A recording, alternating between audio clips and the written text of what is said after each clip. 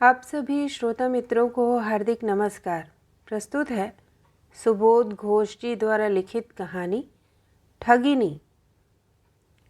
सनातन और उसकी लड़की सुधा, जैसा बाप वैसी बेटी, एक के बाद एक अजीब सी घटना घटती और उस घटना की वेदना से जिस तरह बाप का दिल टूट जाता उसी तरह लड़की भी दुख के मारे मुंह उठाकर देखती तक नहीं।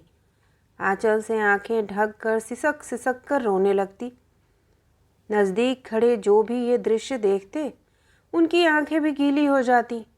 वे भी गहरी सांस भरते। आहा, दुख की बात तो है ही, इकलौती लड़की के सिवा जिसका और कोई नहीं, उस लड़की को विदा करते समय छाती तो फटेगी ही। सुधा की शादी के दूसरे दिन जब दूल्हा, बाराती और साथ में आए लोग लौटने के लिए तैयार होने लगे, सनातन फूट फूट कर रोने लगा। सुधा भी सिसकती रही।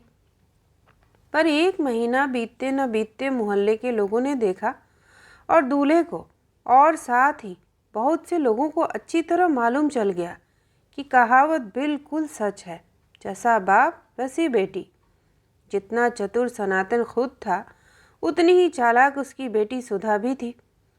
पुलिस का भी कहना था, जैसा बाप वैसी बेटी। अब की बार की घटना को लेकर यह तीसरी घटना थी। पहली बार तारकेश्वर और दूसरी बार बशीरहाट में इस तरह की धोखाधड़ी की घटना घटी थी। 2 महीने में ही 2 केस, यह तीसरा था। यह तीनों घटनाएं लगता है एक ही बाप बेटी की जोड़ी की करामात थी। लोगों को ठगना उनका पेशा था। भाटपाड़ा मोहल्ले में बाजार के नज़दीक एक गली में एक छोटे से कमरे का ताला पुलिस ने तोड़ा, पर वहाँ पुलिस को तिनका तक नहीं मिला। सनातन और सुधा, बाप और बेटी, अपना अजीब सा खेल दिखाकर कहाँ गायब हो गए, कोई नहीं बता पाया। मोहल्ले वाले जो 1 महीने पहले बाप बेटी के दुख में शामिल होकर रोए थे, अब उन्हें अपने पर शर्म आती थी। वास्तव में यह संसार एक चिड़ियाघर के समान है, यहाँ कौन सा कांड नहीं होता। किसी ने कहा, चिड़ियाघर में भी ऐसी कुत्सित घटना नहीं घटती साहब, आदमियों के संसार में ही घटती है। दूसरे ने कहा, शर्म की बात तो यह है कि हमारी ही आंखों के सामने हमारे मोहल्ले में ऐसी अजीब घटना घट गई। बड़े ताज्जुब की बात है, कहाँ से बाप बेटी आए और थोड़े ही दिनों में सारे मोहल्ले वालों को बेवकूफ़ बनाकर खिसक गए। किसी ने शक तक नहीं किया। हाँ, शक किसी को नहीं हुआ था। उस तरह के रुदन के पीछे एक योजनाबद्ध बेईमानी मुस्करा रही थी। यह बात मोहल्ले वाले, बाराती और दूल्हा कोई नहीं जान पाया था, और जानता भी कैसे। बाप और बेटी का उस दिन का रोना धोना याद आने पर अब भी नहीं लगता था कि उसके पीछे कोई बेईमानी थी। यही लगता था कि हो सकता है कोई और बात हो। पुलिस ने कहा, नहीं, और कोई बात नहीं है, ये दोनों बाप बेटी नहीं हैं। हर नई जगह पर जाकर नया नाम, नई जात बताकर कुछ दिन रहते हैं और उसके थोड़े ही दिनों बाद ही इस तरह की घटना घट जाती है और वे दोनों लापता हो जाते हैं। मोहल्ले वाले दुख और शर्म से अपराधी सा चेहरा बनाकर उस आदमी को देखते रहते जिसने महीने भर पहले सिर पर सेहरा बांधकर इसी मोहल्ले में किसी गरीब की लड़की से शादी कर उन्हें मुक्ति दिलाई थी। मोहल्ले के कुछ छोकरे तो इस घटना को लेकर खिल्ली भी उड़ाते। दूल्हे सज्जन थोड़ी ज़्यादा उम्र के ही होंगे, शायद 45 से ज़्यादा ही। नैहाटी में कपड़े की दुकान थी। पहली पत्नी मर चुकी थी, बाल बच्चे नहीं थे, व्यवसायी थे। दूसरी शादी की इच्छा भी नहीं थी, तैयारी भी नहीं। पर जब से उनका सनातन बाबू के साथ परिचय हुआ और उनकी गरीबी का हाल मालूम हुआ, तो इस उम्र में भी संसार से एक मीठी मुस्कान पाने के लिए उनका मन तरस उठा। इसी गली के उस कमरे में सनातन बाबू के बुलाने पर थोड़ी सी खीर और हाथ की बनी मिठाई खाने के लिए वे आए थे, और उसी दिन मन ही मन निश्चय भी कर लिया कि वे सनातन बाबू को इस कन्या के बोझ से मुक्ति दिला देंगे। अपनी ही जात के किसी गरीब आदमी की इतनी खूबसूरत लड़की इस गली के अंधेरे में पड़ी रहे, यह सोचकर नैहाटी के उस व्यवसायी के मन में बड़ा दुख पहुंचा था। लड़की के पिता सनातन बाबू को नगद 500 रुपये देकर दान दहेज के सामान के लिए भी पैसे भरकर, लड़की के लिए 10 तोले के जेवर लेकर, सनातन बाबू की सम्मति से शुभ दिन का मुहूर्त निकालकर विवाह का निश्चय कर ही लिया गणेश वस्त्रालय के मालिक ने। बेचारा घूंघट में छुपे सुंदरी सुधा के चेहरे को देखकर कृतार्थ होकर एक सुबह उसने उस गली से विदाई ली। आज वही आदमी पुलिस को लेकर उस गली में आ खड़ा था। शादी के 7 दिनों बाद सनातन खुद नहाटी जाकर सुधा को लेकर इसी घर के पते पर लौट आए थे। इसके बाद कितने दिनों तक वे लोग यहाँ टिके थे, कोई भी नहीं बता सका। चिट्ठी देने पर भी जब कोई खबर नहीं मिली तो नए दूल्हे खुद चले आए थे। घर का दरवाज़ा बंद देखकर वे बिल्कुल चौंक उठे। पुलिस को सूचना दी गई और पुलिस आकर बोली, हाँ, इस घटना को लेकर यह इस प्रकार की तीसरी घटना है। उस बाप ने अपनी बेटी की और भी 2 शादियाँ की और शादी के कुछ ही दिनों बाद बाप बेटी दोनों ही गायब हो गए। उनका असली नाम तक पुलिस को पता नहीं। तारकेश्वर में वे दोनों ब्राह्मण थे, बशीरहाट में कायस्थ, भाटपाड़ा में आकर वे वैद्य बन गए थे। तारकेश्वर में जो मुकदमा दायर हुआ था वह था प्रसन्न चक्रवर्ती के नाम के एक बाप और सुनैना नाम की उसकी बेटी के खिलाफ। बशीरहाट में जो घटना घटी वह थी सदानंद घोष और उनकी बेटी माधवी को लेकर। और अब भाटपाड़ा की इस गली में सनातन सेन और सुधा सेन नाम के एक अद्भुत बाप और उसकी विचित्र बेटी अपनी बेईमानी की यादगार छोड़कर लापता हो गए थे। 3 निरीह और विश्वासी आदमियों की जिंदगी में झूठी शादी और झूठी सुहागरात का ढोंग रचाकर बड़ी निर्दयता से उन्हें ठग कर इतनी बड़ी दुनिया में जनता की इस भीड़ में कहाँ छुप गए। एक ठग और दूसरी ठगिनी, किसी को पता नहीं चला। जैसा बाप वैसी बेटी या जैसी बेटी वैसा ही बाप, चाहे कुछ भी कह लीजिए। कुछ सोचता हुआ पुलिस का आदमी भाटपाड़ा की गड़ी से निकल गया। मोहल्ले वाले बेवकूफ़ से खड़े सोचते रहे और गणेश वस्त्रालय का मालिक एक शांत सुंदर हंसते हुए चेहरे को याद कर दुख और विस्मय से सिहर उठा। उफ, लोग इस तरह से भी ठगे जाते हैं। भाटपाड़ा के लोगों को मालूम नहीं, पुलिस को भी अंदाज नहीं और गणेश वस्त्रालय का मालिक भी इस बात की कल्पना तक नहीं कर सकता था कि ठीक उसी समय राणा घाट के किसी मोहल्ले के छोटे से घर की खिड़की से बाहर देखती हुई अपने भाग्य को किसी निष्ठुर छलना के जाल में समर्पित करने के लिए किसी की आंखों में खुशी छलक रही है। विजय बाबू नाम के किसी सज्जन की करबी नाम की एक तरुणी कन्या रमेश नाम के किसी युवक से बातें कर रही थी। खिड़की के पास खड़ी करवी स्वाभिमान भरे स्वर में धीरे से बोली, आप रोज रोज क्यों आते हैं? रमेश खुशी से उछल पड़ा, बोला, किसी ज्योतिषी ने मेरा हाथ देखकर क्या कहा है जानती हो? जो लड़की मेरी पत्नी बनेगी ना, उसके नाम का पहला अक्षर क से होगा। करवी हंसने लगी, बोली, लेकिन आप यह क्यों नहीं समझते कि रोज रोज इस तरह से खिड़की के पास आकर खड़े रहने से मेरी बदनामी के सिवा और कुछ नहीं होगा। साइकिल के सहारे टिक कर सड़क पर खड़ा खड़ा रमेश बोला, बिना आए तो मैं रह नहीं सकता करवी। जिस दिन से तुमने पहली बार मेरी तरफ देखा उसी दिन मैं समझ गया कि मेरी सारी शांति और सुख तुम ही हो। करवी बोली, या आपका ख्याल पैसे वालों का ख्याल जैसा ख्याल है? अभी आने में अच्छा लगता है पर कुछ दिनों बाद यहाँ की बात भूल से भी याद नहीं आएगी। आने में अच्छा भी नहीं लगेगा और आएंगे भी नहीं, तो फिर क्यों झूठ मूठ? रमेश बोला, न तो मैं पैसे वाला हूँ और न ही पैसे वालों जैसा ख्याल रखता हूँ। मैं अपने प्राणों की पुकार सुनकर यहाँ आता हूँ। करवी बोली, बिल्कुल नहीं, आप यूँ ही कह रहे हैं। रमेश, यूँ ही? करवी, क्या करते हैं आप? रमेश, आर्टिस्ट हूँ। करवी, इसका मतलब? रमेश, तुम कभी कलकत्ता रही हो? करवी, हाँ, कुछ दिन रही थी। रमेश, सिनेमा विनेमा देखा है कभी? करवी, हाँ, 2-1 देखे थे। रमेश बोला, सिनेमा घर की दीवारों पर जो बड़ी बड़ी रंगीन तस्वीरें टंगी रहती हैं उन पर कभी नज़र पड़ी है तुम्हारी? करवी बोली, हाँ। रमेश बोला, मैं उन तस्वीरों को बनाता हूँ। करवी ने पूछा, इसके बदले में आपको रुपए पैसे मिलते हैं? रमेश बोला, हाँ ज़रूर, यही तो मेरा रोज़गार है और ईश्वर की दया से काम धाम अच्छा चलता भी है। करवी ने पूछा, महीने में 50 रुपये मिल जाते हैं? रमेश हंसकर बोला, बिल्कुल। करवी, ठीक ठीक कितने मिलते हैं बोलिए ना। रमेश, चाहे कुछ भी, तुम्हें सुख से रखूँगा। करवी मुंह फुलाकर बोली, हाँ हाँ, कंगाल की लड़की को सुख से रखने के लिए साल में एक जोड़ा साड़ी और रोज शाम को 2 मुट्ठी चावल भर की ही तो ज़रूरत पड़ती है, इससे अधिक की क्या बात है? रमेश सकपका गया, बोला, ऐसा क्यों कहती हो? क्या मैं साल भर में एक जोड़ा धोती ही पहनता हूँ या रोज शाम को 2 मुट्ठी चावल ही खाता हूँ? करवी हंसकर बोली, तो कहिए ना आपके पास रुपए पैसे हैं। रमेश बोला, तुम्हें पूरी तरह सजाकर रखने के लिए और तुम्हें कष्ट न पहुंचे इतने पैसे तो हैं ही, लेकिन उतना अधिक भी नहीं।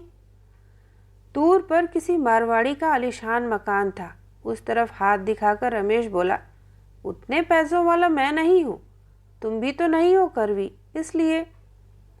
करवी बोली, शादी का खर्च कहाँ से आएगा? रमेश थोड़ी देर चुपचाप सोचता रहा। उसके बाद उदास होकर बोला, विजय बाबू के पास क्या कुछ भी नहीं है? करवी की आंखें छलछला गईं। रहने से क्या? रमेश बोला, शादी में कितना खर्च आएगा? करवी बोली, जहाँ तक मेरा ख्याल है, भले लोगों की शादी में कुछ भी न कर के भी सिर्फ ईश्वर का नाम लेकर शादी की जाए तब भी कम से कम 2000 रुपये तो लगते ही हैं। विस्मय के साथ रमेश ने कहा, 2000? करवी की आंखों में शक और नाराजगी का भाव खिला। बोली, क्या सोच रहे हैं? मामूली 2000 की रकम भी आप नहीं जुटा सकते? उदासी के साथ रमेश ने कहा, कर तो सकता हूँ, पर जल्दबाजी करने पर अलग अलग जगह से 100-200 इस तरह से जुगाड़ करना पड़ेगा। इसके अलावा और कोई उपाय नहीं। करवी बोली, तो उधार लीजिए, उधार कभी न कभी चुका ही सकेंगे, फिर देर करने से। कहते कहते करवी एकाएक चुप हो गई, फिर उसकी आंखें छलछला गईं। रमेश ने पूछा, क्या हुआ? करवी बोली, सच में तुम मुझसे प्यार करते हो? हाँ करवी। करवी, तो थोड़ा जल्दी ही इंतज़ाम करो, अगर तुमसे नहीं होता तो शायद मुझे मरना ही पड़ेगा। रमेश विचलित होकर बोला, क्या कह रही हो? करवी बोली, ठीक कह रही हूँ। वैद्य बाटी के किसी बूढ़े विधुर के साथ मेरी शादी करीब करीब तय हो चुकी है। शादी के खर्च के लिए पिताजी को वे 3000 रुपये देना चाहते हैं। सुनकर एकाएक रमेश के साइकिल के हैंडल की पकड़ थोड़ी कस गई। उसकी आंखें और चेहरा मानो एकाएक किसी प्रतिज्ञा से दृढ़ हो उठे। करवी को देखते हुए उसने कहा, यह मैं कभी नहीं होने दूंगा करवी। विजय बाबू को तुम मना कर देना, उस बूढ़े का पैसा वे ना छुएं। फिर साइकिल के पैडल पर पैर रखते हुए रमेश ने चिल्लाकर कहा, मैं तुम्हें वचन दे रहा हूँ करवी, विवाह का सारा खर्च मेरा रहा। 10 दिनों के अंदर मैं तुम्हें अपने पास ले जाऊंगा। कहकर रमेश चला गया। छोटा सा उत्सव हुआ राणा घाट के उस छोटे से घर के छोटे से आंगन में। उन थोड़े ही दिनों में मोहल्ले वाले विजय बाबू के नाम के इस नवागंतुक गरीब सज्जन और उसकी शांत नम्र और सुंदर सी लड़की के व्यवहार से पूरी तरह प्रभावित हो चुके थे। विजय बाबू ने खाने पीने की थोड़ी व्यवस्था करनी चाहिए, पर मोहल्ले वालों ने मना कर दिया। खामखा खर्च करने की कोई ज़रूरत नहीं, आप जैसे लोगों के लिए खर्च नाजायज़ है। सिर्फ 1500 रुपयों के जेवर से लड़की को सजाकर और बाकी का खर्च नाम के वास्ते कर विजय बाबू ने शुभ काम संपन्न कर डाला। मोहल्ले वाले इतना ही जान सके कि बेचारे सज्जन ने जीवन भर की संचित पूंजी खर्च कर लड़की को सोने के आभूषणों से सजाकर उसकी शादी की। वैसे इतना भी करने की कोई ज़रूरत नहीं थी, क्योंकि लड़के वालों की कोई मांग नहीं थी। खैर कुछ भी हो, विजय बाबू की एक ही तो संतान थी, उसे पालने में बेचारे भिखारी बन गए थे। लड़की उनकी बड़ी प्यारी जो थी। रमेश के दिए रुपयों से खरीदे जेवरों से सज कर रमेश की परिणीता करवी रमेश के साथ चल पड़ी। लड़की की विदाई पर वही करुण दृश्य दिखाई पड़ा, जिस दृश्य ने एक बार तारकेश्वर, एक बार बशीर घाट और एक बार भाटपाड़ा के सारे मोहल्ले वालों की आंखें गीली कर डाली थी। विजय बाबू सिसक सिसक कर रोने लगे। करवी भी सिसक उठी। राणा घाट के मोहल्ले के बहुत से लोगों को उदास कर पति के साथ करवी पति के घर चल पड़ी और उसी दिन शाम को कलकत्ते के बाग बाजार की एक गली के कमरे में आकर खड़ी हुई रमेश की नवविवाहिता पत्नी। उसके 2 दिन बाद बाग बाजार की गली का वह छोटा सा मकान सारी रात उत्सव की रोशनी से जगमगाता रहा। उस रोज सुहागरात थी। चारों ओर खुशी और कोलाहल का समारोह था। इस दुनिया में रमेश के अपने कहलाने लायक जो भी लोग थे, उनमें से कुछ ने आकर रमेश के जीवन के उत्सव की उस रात को सफल बनाने का भार उठाया था। एक मौसी और उसकी 3 लड़कियां भी आई थीं। एक चाचा अपने 10 बेटे बेटियों को लेकर आए थे। रमेश के 2 दोस्तों की माताएं और दोस्तों की पत्नियां भी आई थीं। करवी को देखकर सभी खुश हुए। सुबह और शाम व्यस्तता और हंसी मजाक, चिल्ला चिल्ली से मुखर हो उठे। फिर जब सारे लोग चले गए, उस समय शाम की धूप कमरे की खिड़की से आकर जमीन पर लोट पोट कर रही थी। कमरे के अंदर नववधू ने अब चैन की सांस ली। सिर पर घूंघट डाले बड़ी बड़ी कजरारी आंखों से कमरे के चारों तरफ घूमने लगी और रमेश करवी को देखता रहा। रमेश बोला, तुम्हारी एक तस्वीर बनाऊंगा करवी, 2 ही दिनों में बना डालूंगा। इसके बाद तुम खुद देखकर समझ जाओगी कि मैं इन हाथों से क्या कर सकता हूँ। करवी ने उत्सुकता से पूछा, मेरी समझ में नहीं आया, तुम क्या कह रहे हो? रमेश बोला, तुम्हारी इन आंखों को मैं तस्वीर में जीवंत उतार डालूंगा। करवी बोली, बनाकर रखना, मैं लौट कर आकर देखूंगी। रमेश आश्चर्यचकित होकर बोला, तुम कहाँ जाओगी? करवी बोली, पिताजी के पास। रमेश ने कहा, वो तो जाओगी ही, पर आज ही कल में तो नहीं जा रही हो ना? करवी बोली, जाना तो मैं भी नहीं चाह रही हूँ, पर अगर पिताजी आ गए तो मैं बिना गए रह नहीं पाऊंगी। रमेश बोला, तुम्हारे पिताजी के आने की बात है क्या? करवी बोली, मुझे लगता है कि कल सुबह ही आ जाएंगे। फिर करवी थोड़ी देर चुप रही। उसके बाद मानो किसी असह्य वेदना से छटपटा गई। उफ, पिताजी की याद आते ही मुझे कुछ अच्छा नहीं लगता, शायद अब भी रो रहे होंगे। सांत्वना के स्वर में रमेश ने कहा, इसमें ताज्जुब की कोई बात नहीं। तुम उनकी इकलौती संतान हो, तुम्हारे पिताजी के मन का कष्ट मैं समझ सकता हूँ, लेकिन अच्छा, पहले अपने पिताजी को आने तो दो, फिर मैं उनको समझाकर कहूँगा। करवी बोली, क्या कहोगे? रमेश ने कहा कि यही तुम कि 1 महीने बाद जाओगी, उसके पहले तुम्हें ले जाने के लिए जोर न डालें। करवी बोली, पिताजी संभवतः तुम्हारी बात पर राजी नहीं होंगे, और मैं भी कह रही हूँ कि तुम आपत्ति मत करना, पिताजी के मन को दुख मत पहुँचाना। उदासी की मुस्कान लिए रमेश बोला, लेकिन मेरे मन को जो दुख पहुँचेगा वो क्या वो नहीं समझेंगे? करवी ने पूछा, तुम्हारे मन में किस बात का दुख है? रमेश बोला, अगर कल तुम्हारे पिताजी सचमुच ही आ गए और तुम उनके साथ चली गई तो मेरा मन बहुत उदास हो जाएगा करवी। बड़ी बड़ी कजरारी आंखों को उठाकर करवी ने रमेश की ओर गौर से देखा। रमेश बोला, अगर तुम गई तो मैं भी तुम्हारे साथ जाऊंगा। राणा घाट में 2-4 दिन रहकर तुम्हें लेकर वापस चला आऊँगा। करवी बोली, छी छी, तुम्हारा कोई मान सम्मान नहीं है क्या? बिना बुलाए ससुराल कभी कोई जाता है क्या? रमेश ने कहा, तुम्हारे पिताजी क्या मुझे चलने के लिए नहीं कहेंगे? करवी बोली, नहीं। रमेश ने कहा, क्यों? करवी सकपकाकर बोली, कि क्या मालूम क्यों? रमेश ने कहा, लेकिन तुम तो अपने पिताजी से मेरे लिए कह सकती हो। करवी बोली, क्या कहूँगी? रमेश ने कहा कि तुम्हारे साथ मुझे भी ले चलें। करवी बोली, छी, मुझे क्या इतना बेशर्म समझ रखा है तुमने? क्या बाप से कोई बेटी यह कह सकती है? कितने शर्म की बात है। रमेश चुप हो गया। करवी ने पूछा, क्या बात है, तुम गंभीर हो गए? कोई शक है तुम्हारे मन में? रमेश ने पूछा, शक? किस बात का? करवी बोली, शायद तुम सोच रहे होंगे कि तुम्हारे लिए मेरे मन में कोई भावना नहीं।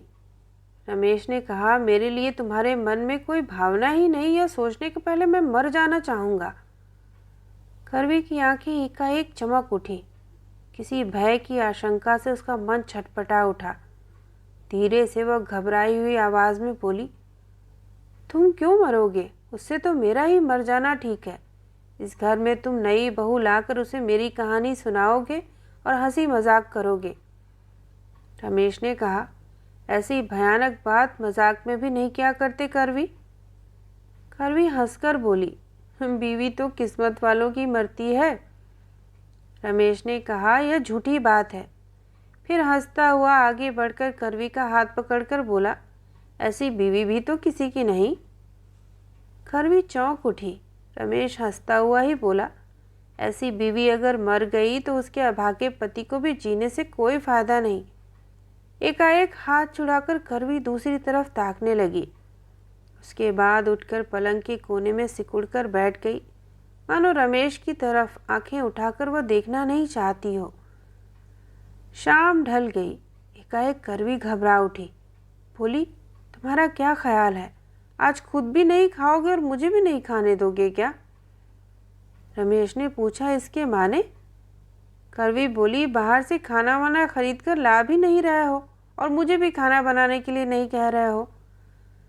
जवाब देते समय रमेश की आवाज़ मानो खुशी से छलक उठी। बोला, तुम खाना पकाओगी? करवी बोली, हाँ, एक ही रात की तो बात है, तुम्हारे घर में थोड़ा खटकर तो जाऊँ ना। करवी हंस पड़ी। रमेश भी हंसकर बोला, काफ़ी देर से इसी एक बात को कहने के लिए मेरा मन छटपटा रहा था। करवी बोली, कौन सी बात? रमेश ने कहा, इतने दिनों से होटल का खाना खाता रहा, पर आज तुम्हारे घर में होते हुए होटल से खाना लाने की जरा भी इच्छा नहीं हो रही थी। करवी बोली, मेरे हाथों का बना खाने के लिए तुम्हारा मन इतना ललचा गया है? रमेश ने कहा, वो तो सच है करवी। करवी अनमनी होकर दूसरी तरफ ताक कर एकाएक बोल पड़ी, ऐसा लालच करो तो ही अच्छा होगा। रमेश ने कहा, ऐसा लोभ तो मैं हमेशा ही करता रहूँगा। इसके बाद अधिक समय नहीं बीता। बाग बाजार की गली के उस छोटे से मकान से कोयले का धुआं निकलकर शाम की हवा में फैल गया। नई गृहस्थी में नववधू के हाथ लगकर नए बर्तनों में मीठी सी झनकार मानो उठ पड़ी। नई साड़ी का आंचल कमर में लिपटा रहा। हल्दी लगे हाथ परली तरफ से कपोलों पर बिखरे बालों को संभालते रहे। उड़ते हुए बालों को बांग के दोनों तरफ सरकाकर नई गृहिणी नए उत्साह से काम में जुटी रही। रसोई बन गई। कमरे में फर्श पर आसन बिछाया गया।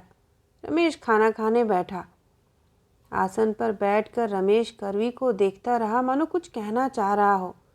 कोई बात तृषार्त होकर उसके मन में छटपटा रही थी। करवी बोली, खाना खाते समय एकाएक गंभीर क्यों हो गए?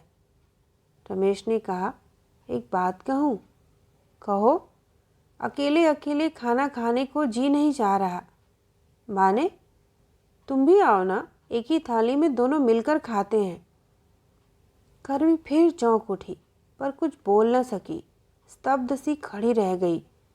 रमेश उठकर खड़ा हुआ, हंसकर पर कड़े हाथों से करवी का हाथ पकड़कर उसे आसन पर बैठाकर बोला, इसके बाद तो कामकाज की व्यस्तता में कितने ही मौके यूं ही छोड़ने पड़ेंगे। पता नहीं तुम्हारे साथ इस तरह बैठकर खाने का आनंद जीवन में कितनी बार मिल सकेगा। करवी खाना खाने बैठी। रमेश और करवी एक साथ थाली में रखे गरम चावल खाने लगे। रमेश मानो अपने जीवन के किसी नए व्रत का पालन कर रहा हो, अपनी प्यारी नई दुल्हन को लेकर। खाना खाते खाते रूंधी आवाज़ में करवी बोली, तुम्हें बहुत खटना पड़ता है क्या? रमेश ने कहा, बहुत ही। काम तो किसी पर दया नहीं करता, कभी कभी बुखार लेकर भी काम करना पड़ता है। करवी ने कहा, इतना क्यों खटना पड़ता है? रमेश ने कहा, पेट के वास्ते? करवी ने कहा, कितना कमाते हो? रमेश ने कहा, किसी महीने में 50, किसी महीने में 100, किसी महीने कुछ भी नहीं। करवी बोली, उस पर मैं एक नया बोझ, अब तो फिर खट कर पागल हो जाओगे। रमेश ने कहा, बिल्कुल नहीं, मन की खुशी से अब से मैं और भी ज़्यादा खट सकूंगा।